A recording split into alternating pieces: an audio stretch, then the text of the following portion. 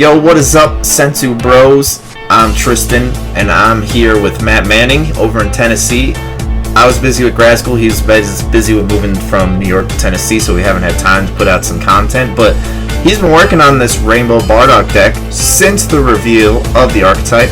He's got it all foiled and beautiful out, so he's gonna give us a rundown of his deck profile and all the ins and outs to this pretty, I'd say, complex strategy. So go ahead, Matt. Alright, so the deck itself is really simple. It's Bardock on the front. It's going to be reducing the combo cost by 1 and negating the energy skill of all black multicolor cards with SS4 in their card names in all of your areas, so that makes the deck playable just with that permanent. And then for each card color in your battle area and energy area, the card gains 2k power. So for example, if you charge a red-black, you get 2k for each color, so that's red and black, so that's 4,000, makes it 9, then 11, 12, or 11, 13, 15, so on and so forth. So when this card attacks, look at the top 5 from your deck, add up to 1 black card with SS4 in its card name, add it to your hand, and then shuffle. So really hand fixes on the front, and then when you have life is at 3 or less, or 4 or more card colors in your battle area and energy area, you may draw 2 cards and flip. And then when you flip, one of the prettiest leaders we have in the game. It's going to be the same permanent on the front to reduce the combo cost by 1 and negate the energy exhaust skill by all black multicolor SS4 cards. And then when he attacks, he has an auto that fires off with 4 separate requirements, and it requires each card color to go each time. So when this card attacks, resolve the effect below according to the number of non-black colors present among black multicolor cards in your battle area and energy area. So once you have all 4 charged, you won't have to worry about this, and here we go. So for 2 colors, the card gets 5k, then choose up to one of your opponent's battle cards and rest it. Really good for blocker heavy decks. 3 colors, at the end of the turn, switch it to one of your black multicolor energy to active mode. Crazy good, means you can tap out safely. And 4, draw 1, then choose it to one opponent's unison cards and remove a marker. This is the effect that makes the deck tick for me. Oh because yeah, of these unison heavy. Yeah, you talk about 4-cost unisons and 3-cost unisons like Dark Broly and Majin Buu. This deck deals with them extremely well. So we're going to put this over here. And I'm going to go over just the core of the deck and then what I use tech-wise. So for me, this is my normal turn 2 or turn 3 play. SS4 Bardock, Spirit Resonance. This is Black Piccolo Jr. +1 draw a card. You cannot get better than that unless we get a +1 draw 2 cards, which would be even crazier. The Spirit Boost skill we don't really use. You can warp a battle card from their drop, and it's just drop disruption, but we don't need that. We don't use any Spirit Boost in this deck. And then his -2 is a Floodgate. So until the end of their next turn, they can't attack with battle cards unless they warp 1 from hand.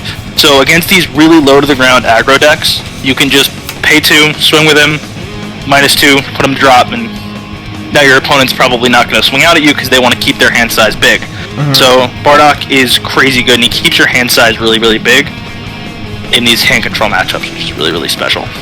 I'm going to flip this over. And shout out to Trifinity for the Senzu Bros sleeves.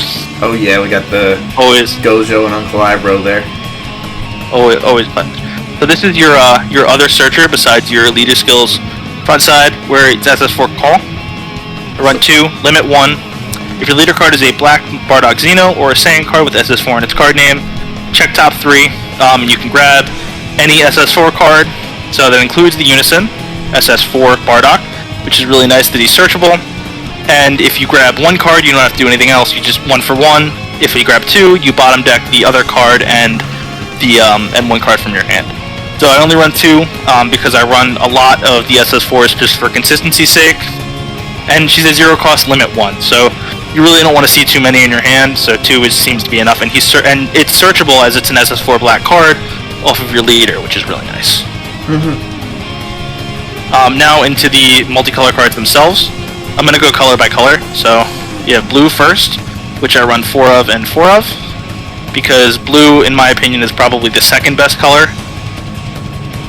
The Vegeta on the top, Prismatic Burst, is going to be if your leader card is a black Saiyan card, you can pay 1 energy. If there's 3 or more energy between you and your opponent, so on your 2 they're 1, or on your 1 they're 2 defensively, you can pay 1 black after you combo with him, and he comes into play in rest mode. and he bounces back a 3 or less to their hand. So Field Disruption is really, really neat, and then you can pay 1 black, send him to this warp from the battle area, and you can play 1 black multicolor card with an energy cost of 2 from your hand, and play it. And then at the end of the turn, at the end of your opponent's turn, he bounces back to your hand from warp.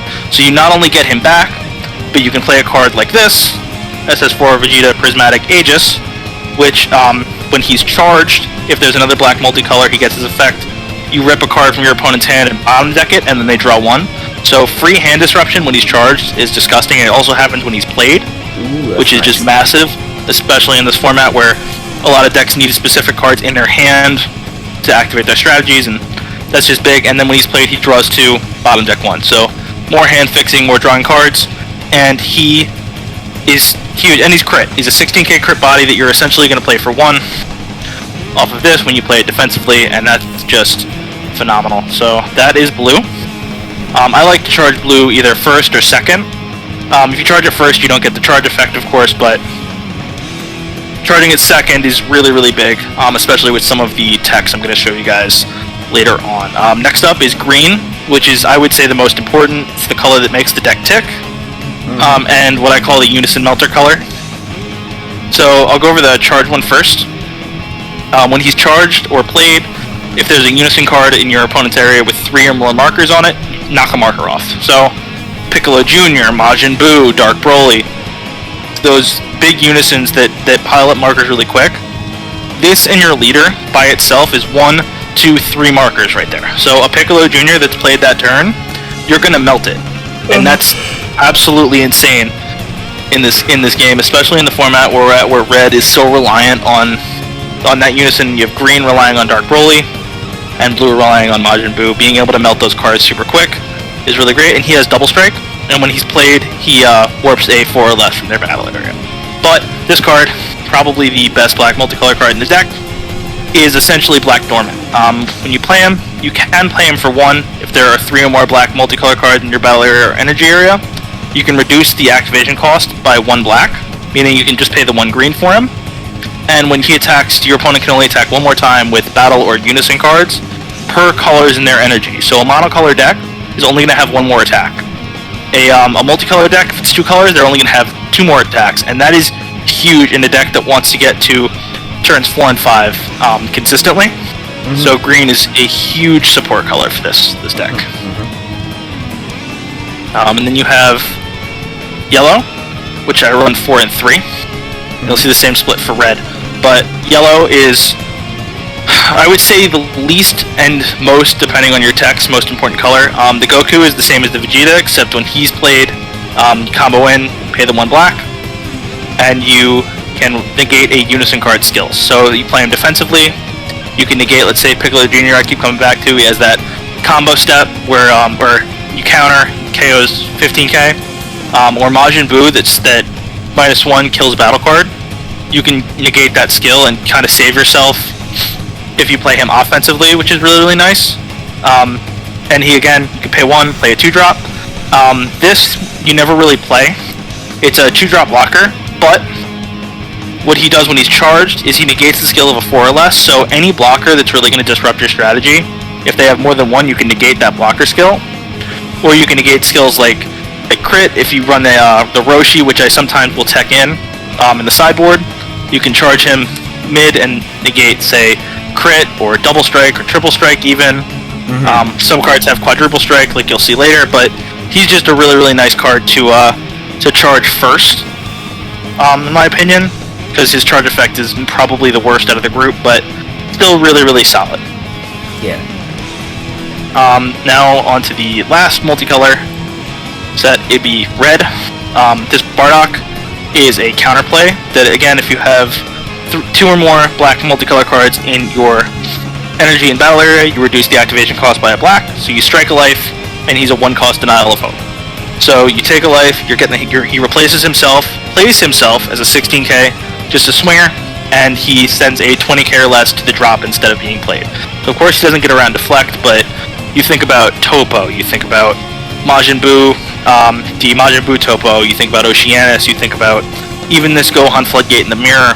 There are so many 20k or less battle cards with that deflect that can totally disrupt the game state, and being able to stop those from hitting the board at any state once a red is charged is big. And SS4 Bardock Prismatic Aegis is probably the best charge effect. He minuses 2 for any other black multicolor card in your, or any other card color, in your energy or battle area. So let's say you have all 4 or all 3 and you charge him, that's minus 10 to something on the board. So any pesky battle cards that are causing you trouble, charge him, get rid of it. Super good, and probably my favorite thing to charge last. As much as I like having access to that Bardock early, being able to minus 10 something is really big.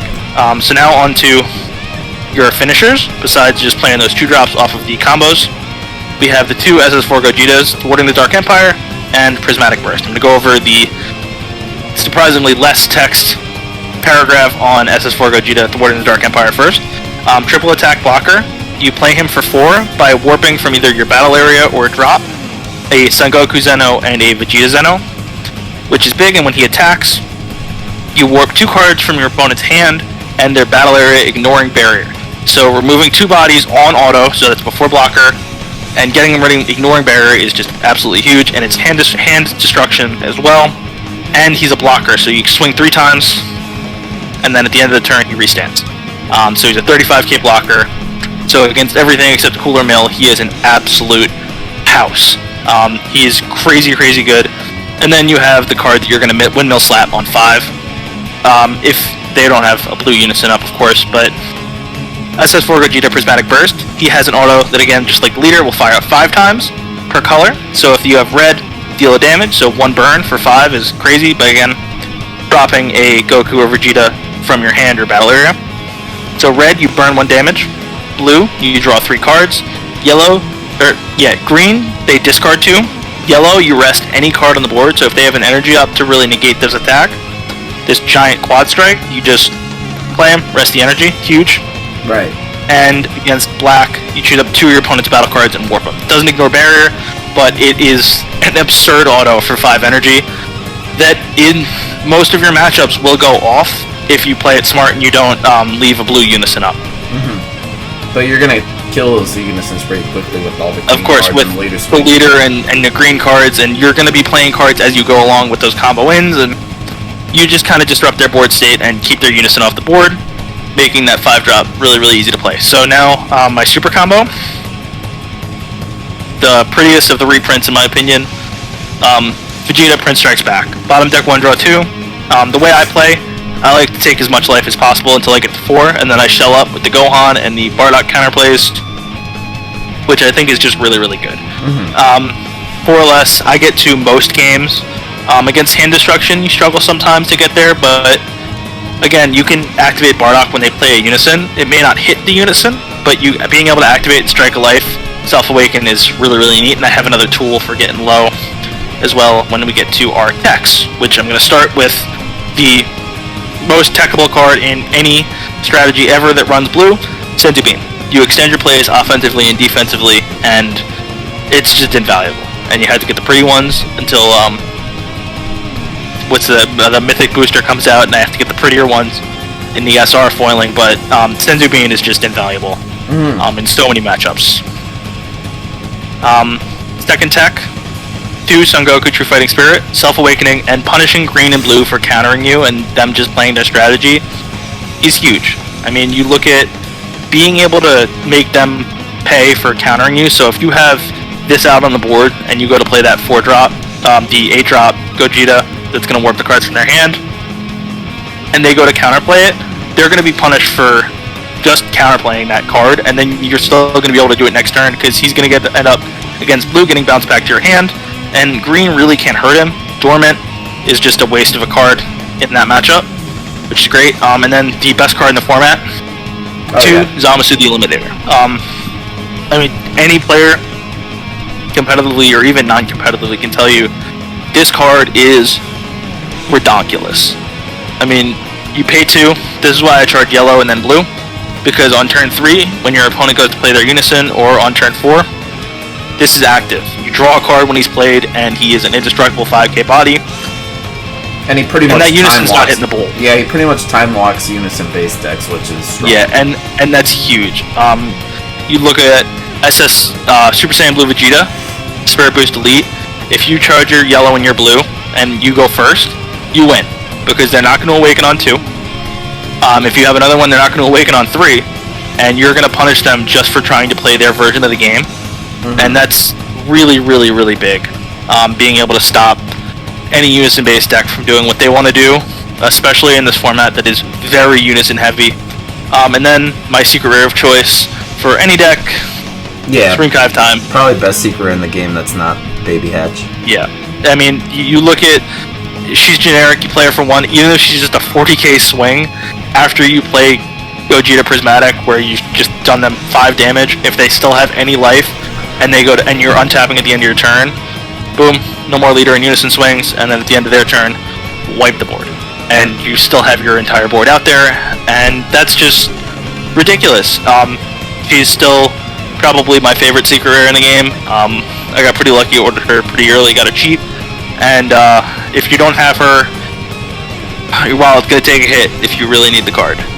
There are always other options. Heroine's Lineage is a phenomenal card defensively and offensively if you want to snag a threat and use it for you. You can also play the Sin Shenron secret rare. This Sin secret rare is really, really good. Blessing all your opponent's stuff. The Vegito secret rare. Yeah, go ahead.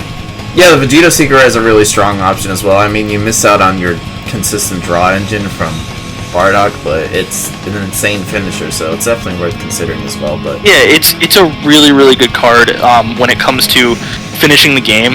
If you feel like you're not going to be able to play the Gogetas, and you feel like they're going to get counterplayed, you can always play that Vegito early, keep plussing them, and get your energy the way you want it from the drop, and bing bang boom, when he's at 3 markers, you plus or minus 0, and he is an unstoppable monster if that effect goes off, and not a lot of decks can deal with Unisons unless you're blue-yellow, like we are. Other than that, the deck plays fairly simply if you test it. I would suggest to anyone playing any deck that you test it out. There are, in my opinion, no brain-dead decks in this game anymore. Now that Janemba Mill isn't around, but people think that's coming back, which is just phenomenal. But yeah, this is SS4 Rainbow, and if you're interested, feel free to message me or Tristan. We both play the deck pretty often, and that's about it. Yeah. Let me see what else. Yeah, it's a pretty skill-intensive format. I really enjoy it a lot, and it's great to see this deck being pretty solid outside the box, I'd say. So, other than that, thanks for watching. Don't forget to subscribe, hit that like button, and we'll be back with some more content probably later this week or early next week. So later gamers.